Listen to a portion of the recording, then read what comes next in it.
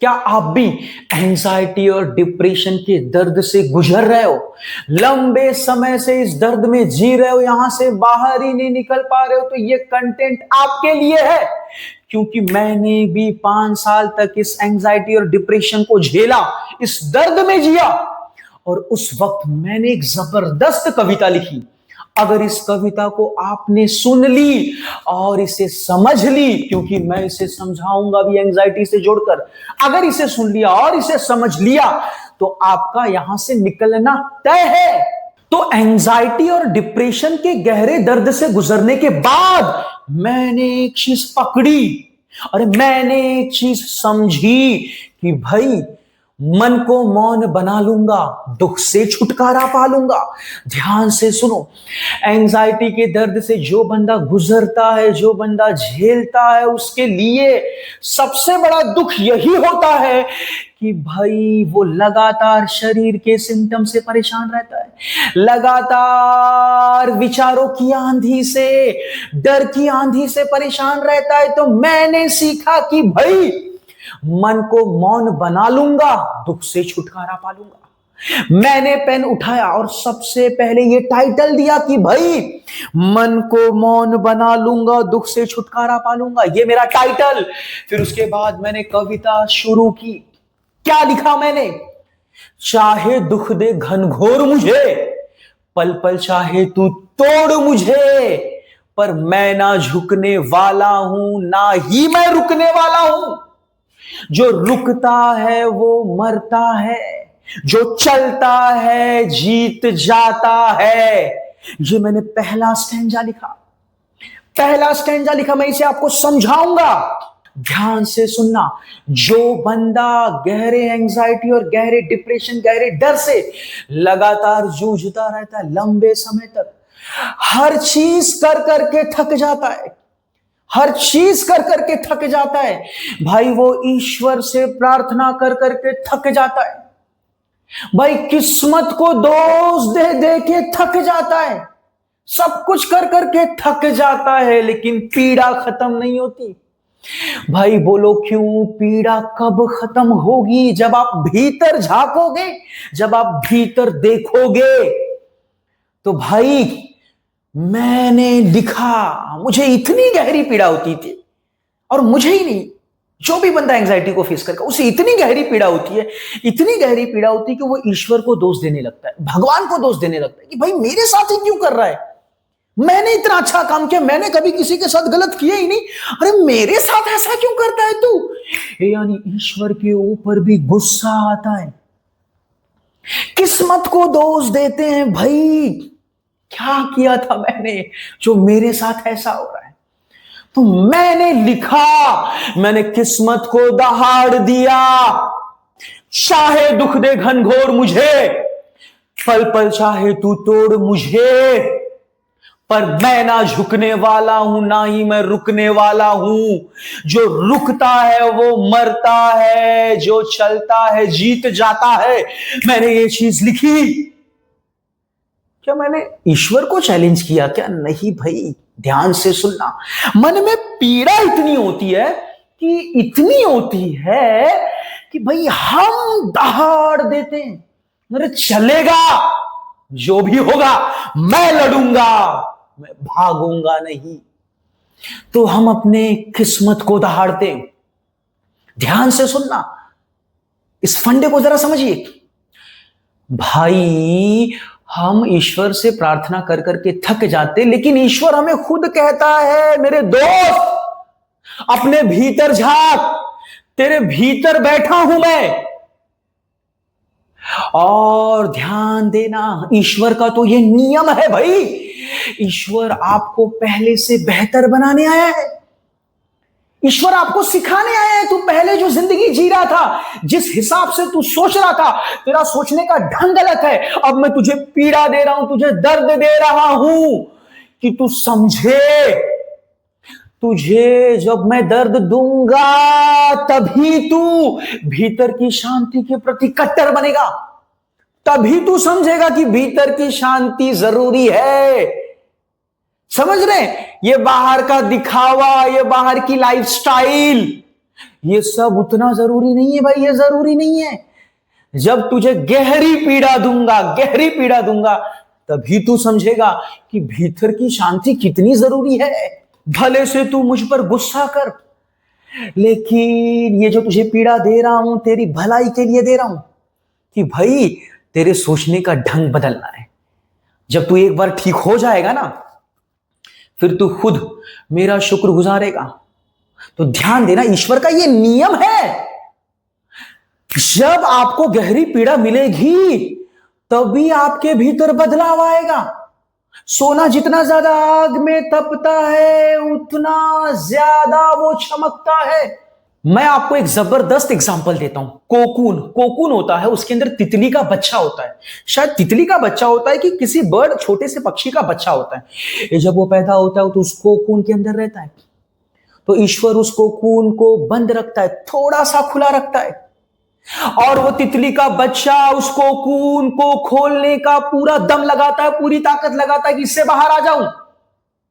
और ध्यान देना, वो ताकत लगाता रहता है, और वो पूरी ताकत उसके पंखों में आ जाती है और बाहर निकलकर उड़ने लगता है।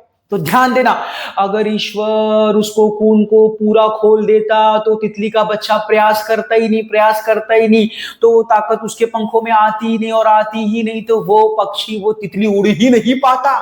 तो ये जो तरीका है, ईश्वर का तरीका है, ये ईश्वर का तरीका है, भगवान का, खुदा का तरीका है भाई, इंसान को मजबूत बनाने का। इसीलिए वो गहरी पीड़ा देता है। तो ईश्वर से नाराज नहीं होना भाई, ये ईश्वर का नियम है, उसे समझो। मैंने समझा, शुरू में नहीं समझा, बाद में समझा, लेकिन समझा। तो ये मेरा पहला स्टैंजा है कि भाई चाहे दुख दे घनघोर मुझे, पल पल चाहे तू तोड़ मुझे, पर मैं ना झुकने वाला हूं, ना ही मैं रुकने वाला हूं। जो रुकता है वो मरता है, जो चलता है जीत जाता है। मैं रुका नहीं, समझ रहे? मैंने लेक्चर्स लेना छोड़ा नहीं, मैं काम करता गया। बहुत से बंदे रुक जाते, काम धंधा छोड़ देते और फंस जाते, लेकिन मैं रुका नहीं। मैंने कहा ये रुकना मतलब मौत के बराबर। रुकने से पीड़ा और बढ़ेगी, रुकने से एंजाइटी, डर और बढ़ेगा, मुझे चलना ही पड़ेगा। तो ध्यान से सुनना, जो रुकता है वो मरता है, जो चलता है जीत जाता है। साहस इतना जुटाऊंगा, आगे की स्टैंजा, आगे क्या लिखा मैंने, साहस इतना जुटाऊंगा, विपत्ति से टकराऊंगा, ऐसा करते करते मैं संकट खुद हरता जाऊंगा, ऐसा करते करते मैं अनुभव को खूब जुटाऊंगा। ध्यान से सुनना, मैंने कहा भाई इतना साहस पैदा करूंगा, भागूंगा नहीं, साहस दिखाऊंगा। साहस के दम पर मुझे सिर्फ खड़े रहना है, लड़ना नहीं है भाई, सिर्फ खड़े रहूंगा साहस के दम पर।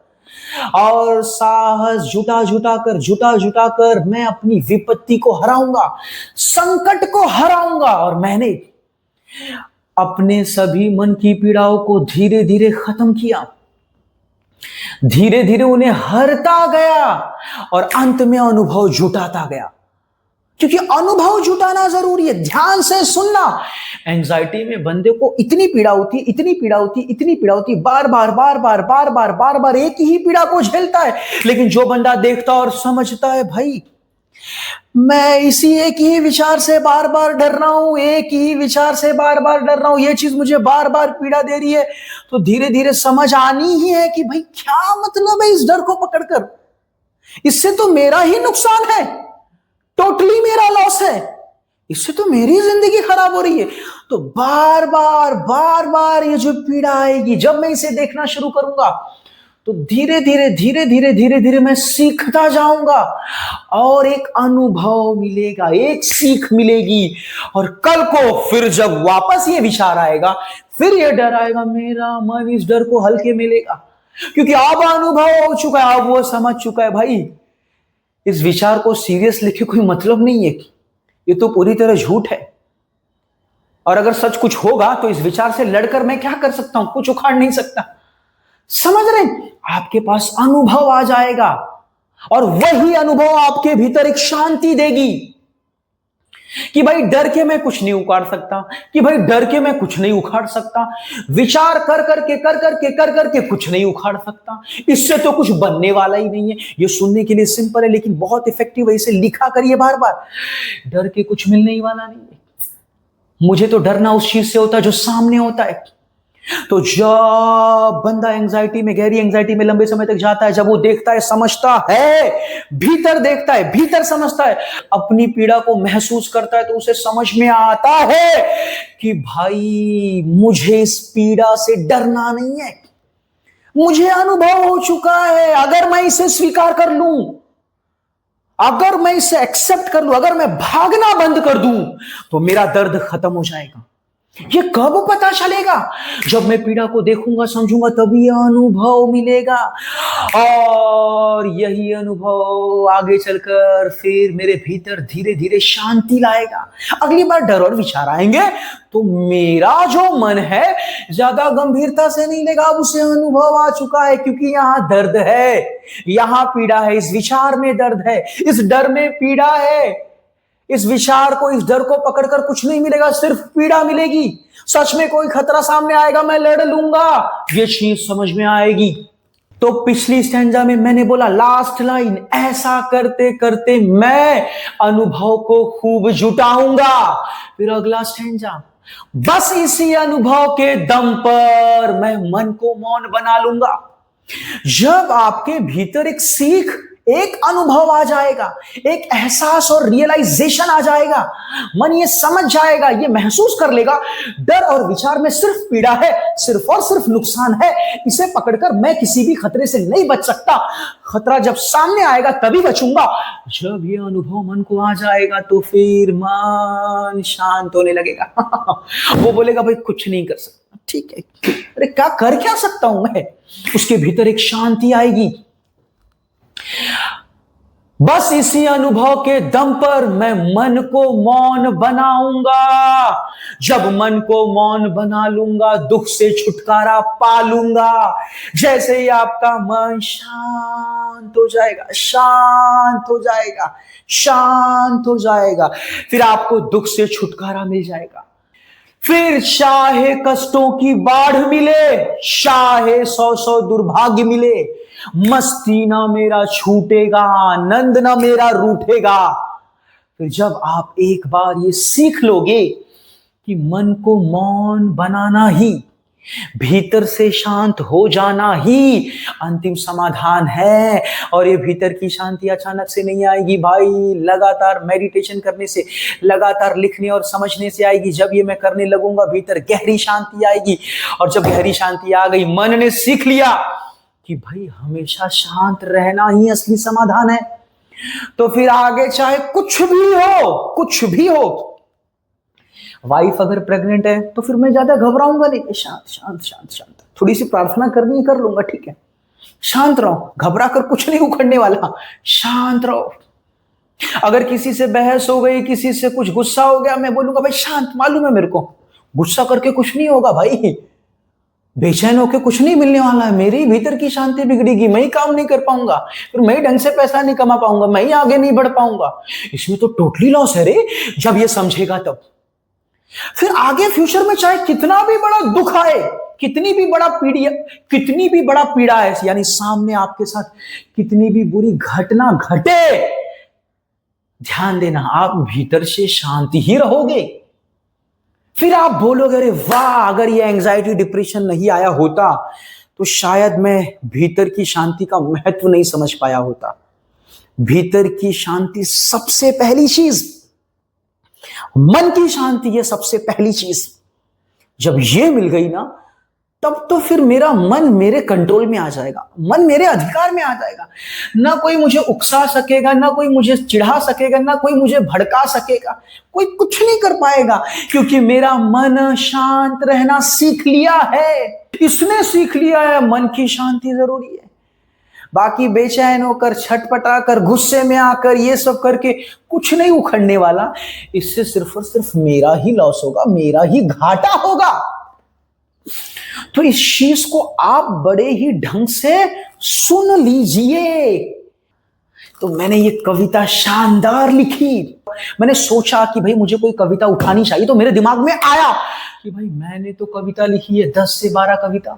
मैं कोई कवि नहीं हूं, कोई पोएट नहीं हूं, लेकिन मैंने पिछले 10-11 साल में 10 से 12 कविता लिखी है जो मेरी अपनी है। आप इसे कहीं पर भी कॉपी पेस्ट करके देख लोगे, कहीं नहीं मिलेगा भाई। ध्यान देना, आपको साहस दिखाना है, आपको साहस दिखाना ही है, तभी आप यहां से निकलोगे। तो ये जो मेरी वीडियोस मैंने बनाया अपने कविता के अनुसार आपको समझाया, आपको कंटेंट अच्छा लगा तो चैनल को सब्सक्राइब करना और कमेंट जरूर करना। और मैं आपसे जुड़ा हूं, आपसे जुड़ा हूं, मैं हर हफ्ते वीडियोस लाऊंगा। अगले 2-3 हफ्ते थोड़ा सा मैं व्यस्त हूं, किसी जरूरी चीज से मैं थोड़ा बाहर जाऊंगा, लेकिन एडवांस में मैं 4-5 वीडियो बना लूंगा, जिससे कम से कम हफ्ते में एक वीडियोस दे सकूं, जबरदस्त वीडियोस दे सकूं। तो चैनल से जुड़े रहिएगा, शानदार और जबरदस्त कंटेंट देता ही रहूंगा। मैं आपके साथ जुड़ा हूं, अंत तक जुड़ा रहूंगा, जब तक आपको राहत नहीं मिलेगी, जब तक आपकी एंजाइटी जड़ से खत्म नहीं होगी, तब तक मैं आपके साथ हूं।